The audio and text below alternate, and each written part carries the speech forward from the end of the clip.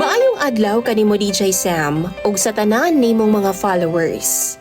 Kabaw kung makatabang gyud mo ani akong problema karon. Tawgan na lang ko sa pangalang Mai. 29 anyos na ko ug duna ko'y anak na 6 anyos. Single mom ko DJ Sam ug di ami karon sa Maynila nanimuyo. Need lang gyud unta nako og advice kung unsa bay sundo nako. Ang ako bang kasing-kasing o ang akong huna-huna? Year 2018, nagailami sa akong ex-live-in partner nga maupoy amahan na sa akong anak. Sugod pa lang nga DJ Sam, okay man ang among relasyon. Apa nagkadugay, medyo nakita na kong buluyago naman kaayo siya. Magsige na lang siya kahubog kauban ang iyang mga barkada. Ara ba po siya stable nga trabaho? Naagani time nga iyahar akong biyaan, ug kadlaw na siya muuli. Unya buntis bay ako ana nga time na DJ Sam. Muuli siya nga hubog. Nagburos ko DJ Sam nga puno sa stress. Mauna tanan ako nakuha sa akong live-in partner. Ug wa gyud siya pakialam kung unsa man ang akong sitwasyon o kung unsa man ang akong bation. Ang nagasupport na lang sa kuagatas DJ Sam para sa akong pagbuntis ug ingon man mga prutas ang iyahang manghod in tawon.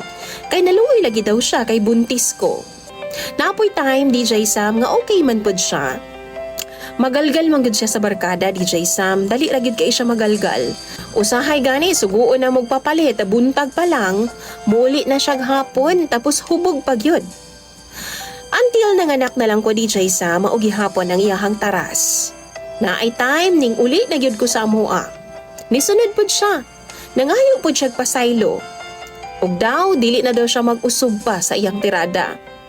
Kini laging nanatay anak DJ Sam ug dili ta gusto nga maguba ang atong pamilya. Nihatag pud kog chance sa akong ex-live-in partner.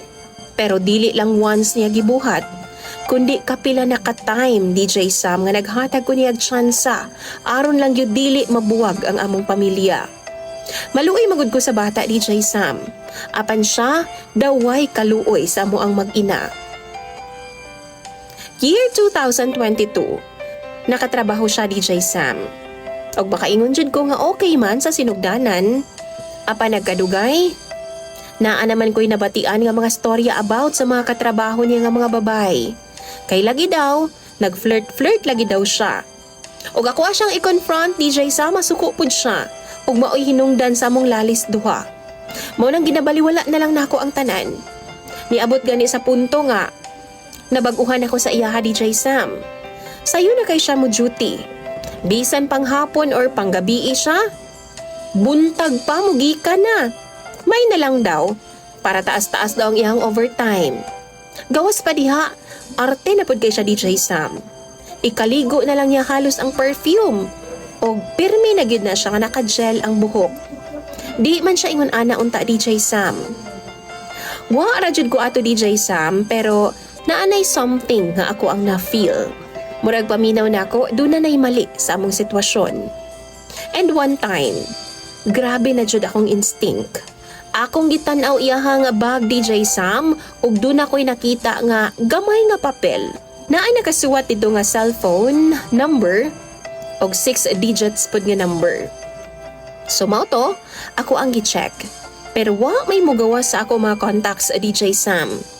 Akong yunahuna basin Facebook, mo tong gi-login ako. O boom!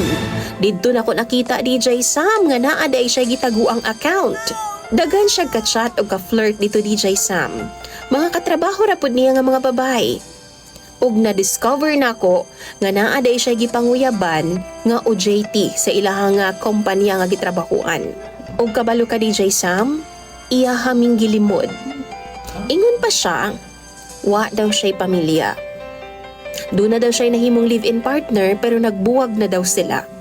DJ Sam, nabasahan ako nga nagakita-kita day sila human sa trabaho. Naga-video okay sila, inom-inom, mauday nang ang sweldo niya wa na'y mahibilin o kadlaw na siyang muuli. Hubog pa jud. Nasakitan kay ko DJ Sam sa akong nakita.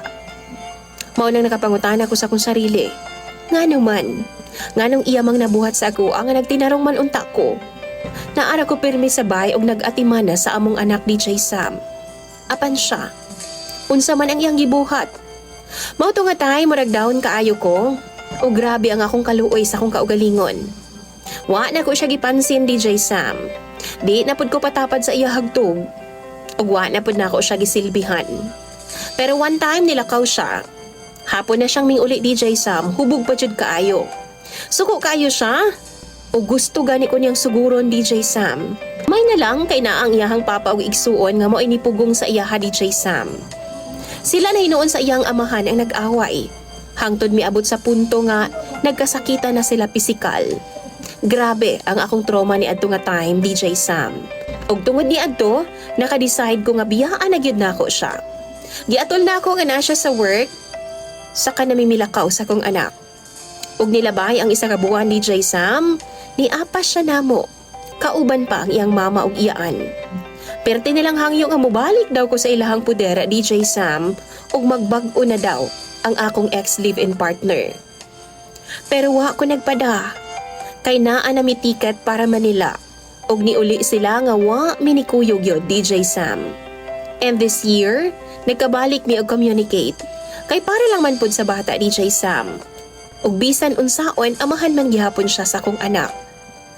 Apan gusto siya nga makipagbalik nako DJ Sam og magsigi siya ga pamugos kay lagi gusto daw niya nga mabuo ang among pamilya pagbalik. Honestly, dili ko makaingon nga totally healed na jud ko DJ Sam. Kay murag ni asa pa pud ko nga ma-okay ang among pamilya. Pero ang akong hunahuna, mahadlok na ko DJ kay tungod sa mga trauma nga akong naagian kauban siya. What if mubalik gihapon siya sa iyahang bisyo? Mao na DJ Sam ang akong pangayuan sa inyo advice karon sa imong mga followers ug unta DJ Sam mapansin pud nimo ang akong message.